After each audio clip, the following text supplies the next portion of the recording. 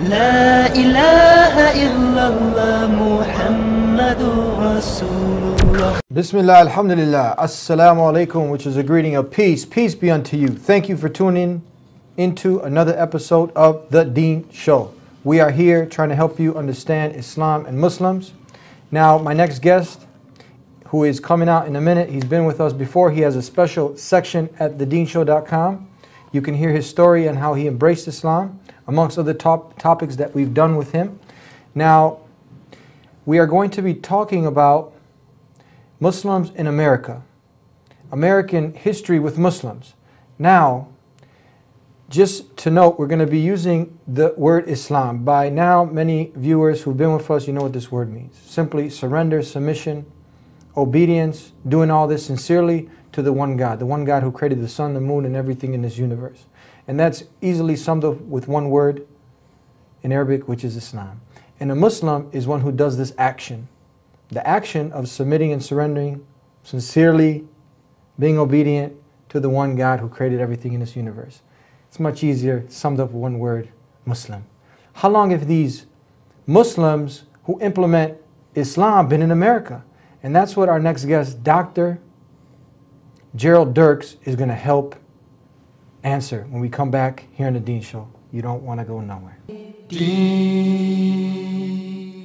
Allah, there's only one God and Muhammad is his messenger. Allah, la ilaha illallah.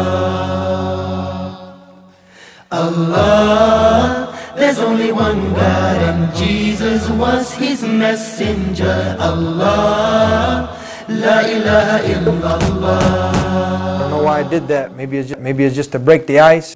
Assalamu alaikum. And peace and the mercy of God be upon you. And you too, my brother. How are you? Good, good. It's good to have you with us here on the Deen Thank Show. you. We've covered quite a few topics with you before. For those of our viewers who don't know who you are, just take a minute and tell us a little bit about yourself. Well, I converted to Islam in 1993, did the Hajj pilgrimage in 1999. Prior to that, I'd practiced for a number of years as a psychotherapist. I have a doctorate in clinical psychology. But before that, I was an ordained minister in the United Methodist Church, having received a Master of Divinity degree from Harvard Divinity School. Did Christopher Columbus discover America, or did Muslims discover America? Let's talk about this history with Muslims in America. Well, it's kind of ironic to say someone discovered America when American Indians were already here. But this issue of Muslims in American history is a very important issue. And why is this so important? Well, let me illustrate it with a story. It was a year before 9/11. Yes. And my wife and I were standing at our local Midwestern airport located right on the buckle of the Bible Belt, waiting for our luggage to come down the conveyor belt. And a gentleman across the way, maybe 20 feet, 30 feet away, happened to glance over, and he saw my long, unruly beard, and he saw my wife wearing her scarf and her long outer garment. And he did sort of a double take, I noticed out of the corner of my eye. And then over the course of the next 5 minutes, he sort of slowly meandered across the space until he was standing right next to me. And at that point, he turned to me and he said, "Where are you from?" And I said, "Well, I'm from 35 miles north of here." And he said, No. I mean, where are you from originally?" And I said, "Well, I was born 30 miles north of here." And at that, sort of a puzzled, confused look crossed his face, and he started to turn and walk away. And then you could just see the light bulb going on over his head. And he turned back to me with this look of triumph on his face, pointed to my wife and said, "Well, where's she from?" And I said, "Well, she was born 40 miles north of here." You see what he was trying to do, brother? He had correctly identified us as being Muslims. And because he had made that identification, he was going to rob us of our American identity and our American heritage. And in doing so, he was reflecting a myth that is very, very common amongst the American public. And that is that Muslims came first to America in the latter half of the 20th century, that somehow Muslims are Johnny-come-latelys on the American scene. The truth of the matter, however, is far, far different than that. We Muslims have been here long before the latter half of the 20th century. We Muslims helped tame and settle the American Wild West in the latter half of the 19th century. We Muslims fought to preserve the Union in the American Civil War between 1861 and 1865. We Muslims stood armed and ready to defend the American coastline from British invasion in the War of 1812. We Muslims fought to secure American independence from Great Britain during the American Revolutionary War. We Muslims built the agricultural base of the American South long before there ever was a United States of America. We Muslims were here in the early part of the 17th century in the British colony at Jamestown. We Muslims were here in the latter part of the 16th century in the Spanish colonies. We Muslims were here with the Spanish conquistadors in the early part of the 1500s. We Muslims were here with Columbus in 1492. And yes, we Muslims, even though this is a little controversial, we Muslims were here long before Christopher Columbus ever thought of coming to America. Amazing. Tell us now, I want to just go backwards at the airport. You were doing nothing, minding your own business, but was it because now we see a lot of Muslims, and we addressed this in previous shows, the beard. So you had you said the ruly beard. The long, unruly beard. And now your wife.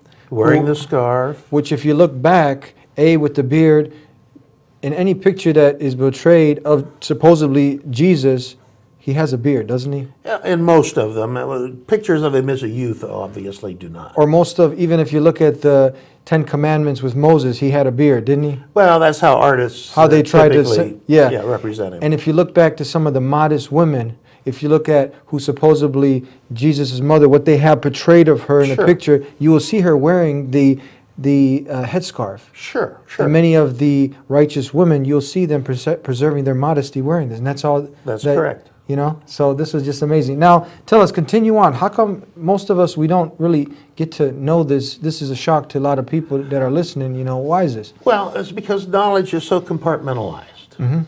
Unless you read Arabic or have access to someone who reads Arabic, and you go back to these very early Arabic books, you won't find this information.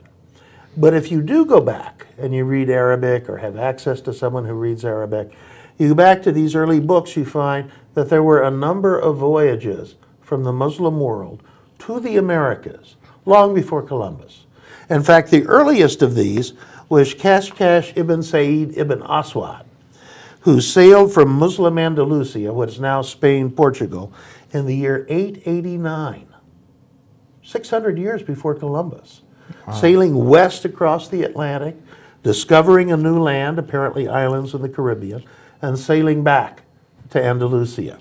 About 100 years later, Ibn Farouk, in the year 999, made a similar voyage from Muslim Andalusia to the New World. You said Ibn. What does that mean for? Son of. Son of Farouk. Son of Farouk. That would be his father. Okay. Yeah. And then Al-Idrisi, famous Muslim geographer and scientific advisor to the King of Sicily in the 12th century, wrote about a group of 8 Muslim sailors that sailed west across the Atlantic from Muslim Andalusia, or Spain, Portugal, arrived at 2 new islands, hitherto unknown to them, and there they were captured by American Indians and held captive for a few days. And after 2 or 3 days, another Indian came who served as translator between the Indians and these Muslims from Andalusia. And he arranged for their release, and they went back to Andalusia. Now, the important thing in this story is to stop and think for a moment. Wait a minute. There's an American Indian who can serve as translator? There's an American Indian who has had enough contact with Muslims that he can speak Arabic? and serve as a translator. So we have these stories from written in very early Arabic books detailing these 3 voyages from Muslim Andalusia. But it's not just from Muslim Andalusia. It's also from what today we call Morocco. For example, Sheikh Zain ad-Din Ali ibn Fadl al-Mazarandi sailed west from Morocco across the Atlantic in the year 1291, reached the New World. And perhaps the most impressive of all is sailing from West Africa, the Mandinka Kingdom of Mali. Around the year 1310, the Sultan or king of that empire, named Abu Bakari, sent 2 expeditions west across the Atlantic. Now, Columbus sailed in 1492 with 3 ships, the Nina, the Pinta, and the Santa Maria.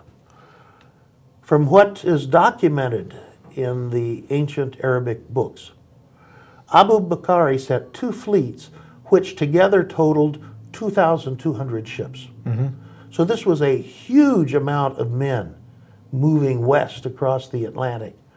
And we know they reached the Americas. They never returned, but we know they reached the Americas because there is a South American Indian tribe which even to today uses Mandinka ideograms as their form of written communication. There's a North American Indian tribe whose syllabus of words was written down by a Moravian missionary in the mid-1700s. And when modern linguists look at that syllabus, they discovered a large number of those words are Mande, the language of the Mandinka of Western Africa. So they obviously made it to the Americas, explored parts of South America and North America, intermarried with the American Indian tribes, and gradually their history was lost. But they were here, and they were here almost 2 centuries before Columbus. So yes, we Muslims were here before Columbus. You mentioned that if you don't have access to some of the Arabic books on history, or do you find this in some of the history writings here in America, like when you were attending university at Harvard? Will you see this information there? No. This sort of information, again, is too compartmentalized. People who are writing about American history typically don't read Arabic. Yeah. The person who did the pioneering work on Muslims in America before Columbus was Dr. Abdullah Hakim Quick, who is fluent in Arabic and who has a PhD in history, by the way. So he went and looked at this authentic information, Yes. and this was documented, and now anybody who is a sincere historian now, he can take from this work that he's done? Yeah, it's beginning to receive some notice. Okay, so let's go back to what we said. Why is this so important to say for the Muslim youth to know this history? Crucial for the Muslim youth to know this history. Or not even just the Muslim youth, for Americans in general. Well, crucial for them to realize that Muslims have been here all along and that Muslims have made contributions to America all along. But especially for the second generation of Muslims in America, this is a most important piece of information, because as they hit adolescence, they're struggling to develop their own sense of identity, establishing their national cultural identity as Americans and establishing their religious identity as Muslims. And when you meet or are confronted by this sort of bias that says, well, if you're a Muslim, you obviously can't be an American, that creates conflict for them. That creates identity conflict for them. So it's important that they have this grounding and understanding their own unique heritage in America that Muslims centuries before them were contributing to America. Tell us some more interesting things that we probably didn't hear before about some of the other contributions that Muslims have made to America. Well, as I mentioned, Muslims were here with Columbus in his epic voyage in 1492. Amongst them, we can point to at least one Muslim who was Pedro Alonso Nino. He was a Muslim from Africa, sailed with Columbus, and helped charter and navigate much of the Atlantic Ocean. But 3 very important people we need to point out are the Pinzon brothers. And the Pinzon brothers were Moriscos. Now that's a term that needs some definition. Most people probably are not familiar with that term. In 1492, the Spanish Inquisition was going on full blast. And the Spanish Inquisition targeted both Jews and Muslims for their persecution. Let's stop for there and digress. What was this about, this Spanish Inquisition, just in short? Ferdinand and Isabella, Yeah. their Catholic majesties of Spain, had reconquered Spain from the Muslims with the fall of Granada in 1492. And they had received a special bull, that's the technical term, from the Pope to launch the Spanish Inquisition, to force people to convert to Christianity, both Jews and Muslims. A lot of torture went on. A lot of people were killed in the process of doing this, both Jews and Muslims. Mm-hmm. At that time, the Muslims in Andalusia, or Spain, received a religious verdict from scholars in North Africa that said, look, if your life is threatened, go ahead and undergo a sham conversion to Christianity. Mm-hmm. And on the outward side, appear to be Christian, just continue to practice your Islam in private. This is if you're at the sword Yeah, at your neck and you're if your about life is threatened. So a number of Muslims did this. Mm-hmm. And these Muslims who did this and their descendants were known as Moriscos. Mm-hmm. So we had the three Pinzon brothers with Columbus. They're Moriscos. Now the three brothers had very important positions in Columbus's expedition. Martin Pinzon was the captain of the Pinta, one of the three ships. His brother Vicente was captain of the Nina, the second of the three ships. And Francisco was the pilot of the Pinta. So three key positions in Columbus's staff were held by Moriscos, people who had either undergone a sham conversion or were the descendants of people who had undergone the sham conversion to Christianity but continued to maintain their Islam in private. In addition, one sailor that sailed with Columbus in 1492, Rodrigo de Triana, who was a Christian when he made the voyage, as soon as he got back to Spain, he actually converted to Islam, which took a tremendous amount of courage because the Spanish Inquisition, like I say, was going full tilt in persecuting Muslims and Jews. So these are the people we know of that sailed with Columbus and helped Columbus, quote unquote, discover America. Please keep going. We're really intrigued by this information. Well, and after Columbus, we had Muslims coming with the Spanish conquistadors, because again, that Spanish Inquisition was still going on. And many, many Muslims volunteered to go to the New World as a way of escaping the Spanish Inquisition. So, for example, we have Muslims in almost every one of the Spanish expeditions to the New World by the conquistadors. Nuflo de Olano was a Muslim who accompanied Balboa in his expedition of the Americas. But probably the most famous of these Muslims with the Spanish conquistadors was Estevanica of Azamor. That's how you'll find his name written in the history books. And he is famous. Spanish language films have been made about Estevanica of Azamor. He was a Muslim. He was a Muslim. His real name was Mustafa Zamori. Estevanica of Azamor was his slave name. He had been captured in Morocco and enslaved. And in the year 1527, he sailed with his owner from Spain to the Caribbean and landed in Hispaniola. And there he and his owner joined the de Narvaez expedition that sailed from Hispaniola in the Caribbean to Florida. And this expedition consisted of 5 ships and about 500 to 600 men. Well, along route, they were hit by a hurricane. Some of the ships sank. The survivors, when they made it to Florida, were immediately attacked by Indians, many of them perishing.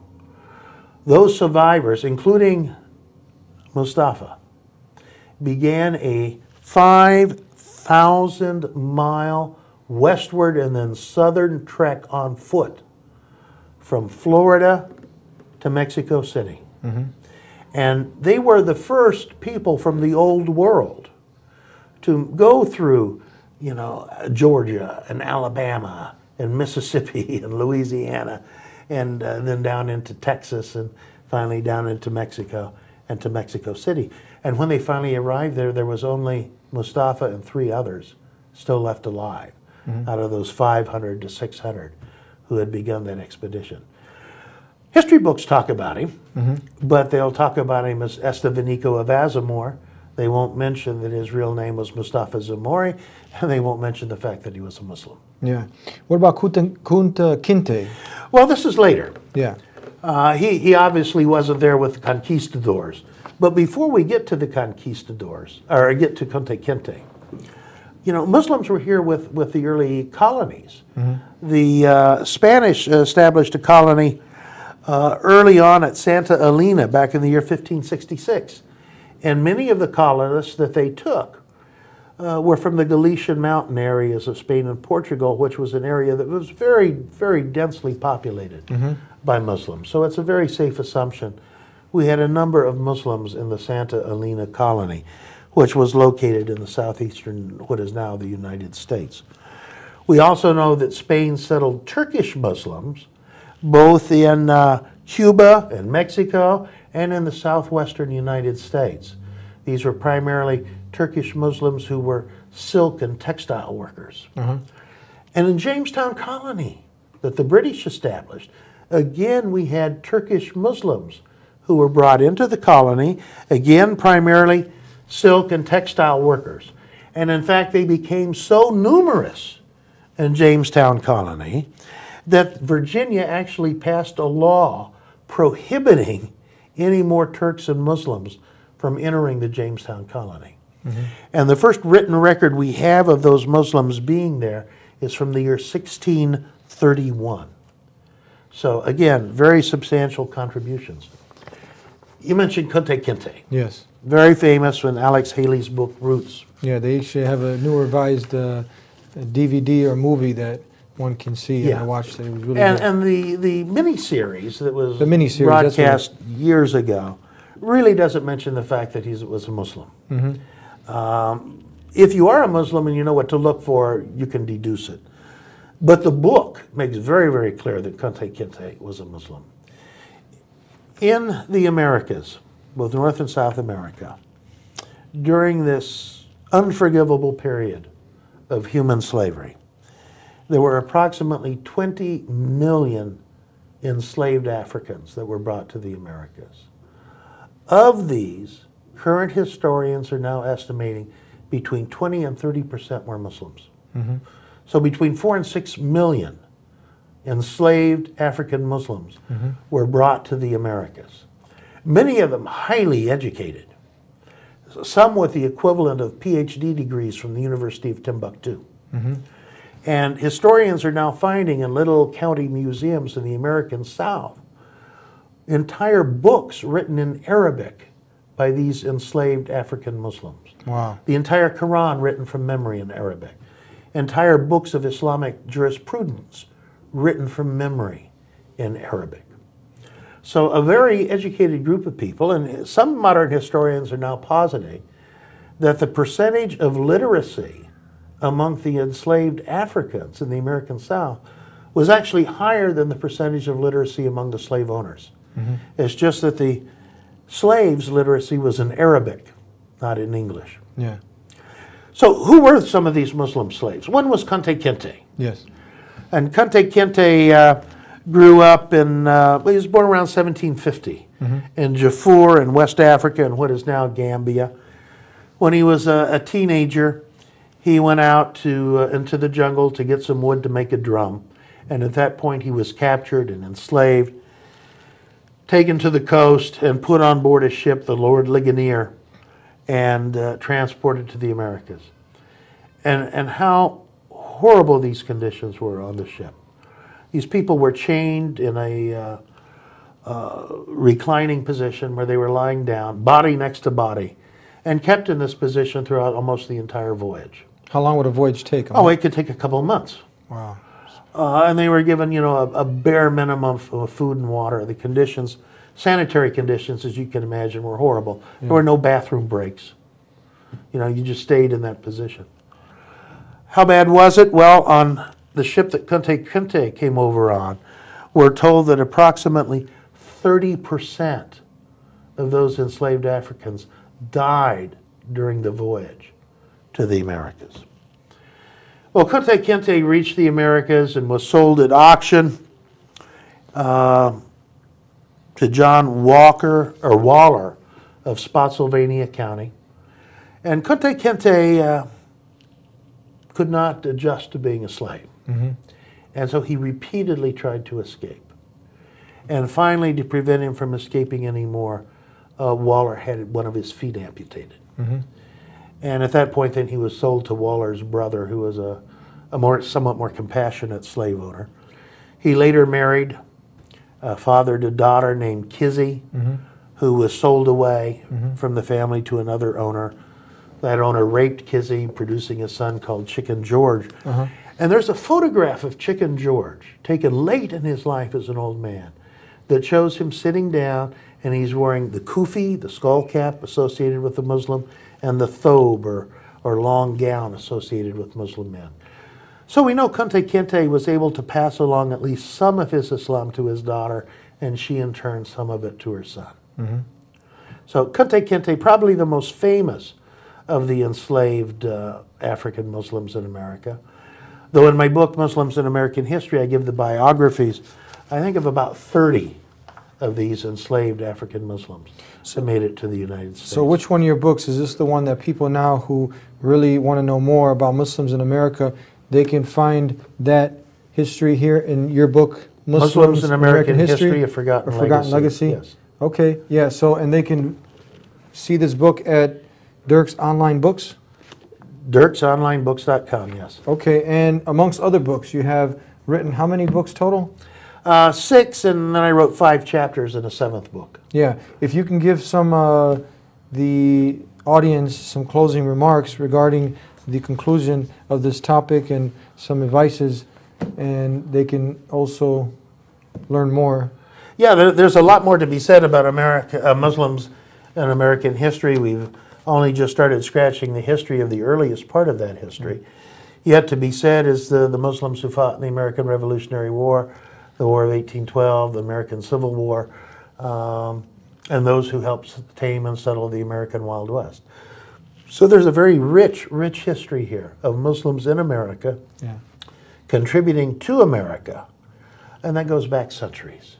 So there is a long-standing Muslim American heritage that people do need to be aware of. We didn't just arrive yesterday. We didn't. We've been here all along. And I'm sure there's many others who maybe had interaction with Muslims who, because like we said, a Muslim is one who makes a conscious decision to surrender and submit to the one God and agree that Muhammad was the last and final messenger sent to mankind.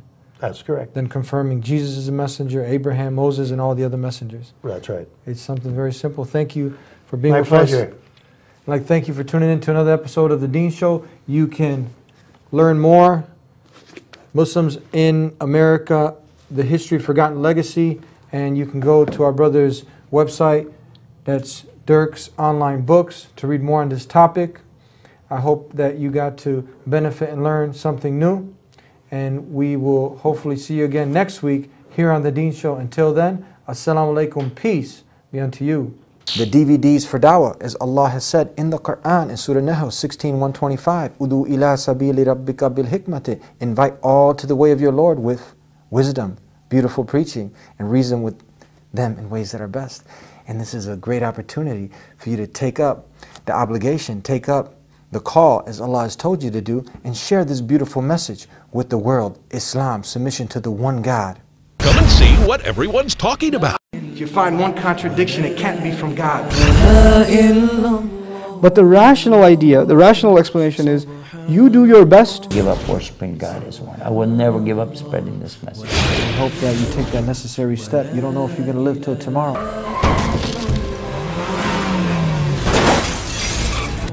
So you got to find that urgency to do the right thing right now. If you say that you do not believe in Jesus, you have stepped outside of Islam. You cannot be a Muslim. It is a tenet of our faith to...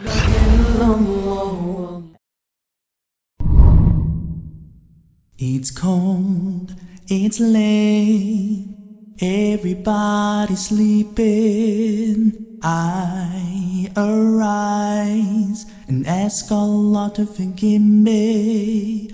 Oh Allah, you see, oh Allah, you know. all the sins I do. I turn to you to forgive my sins in my heart. I'm your sinful slave, you're my loving Lord. I'm the one who runs away, oh Allah guide me.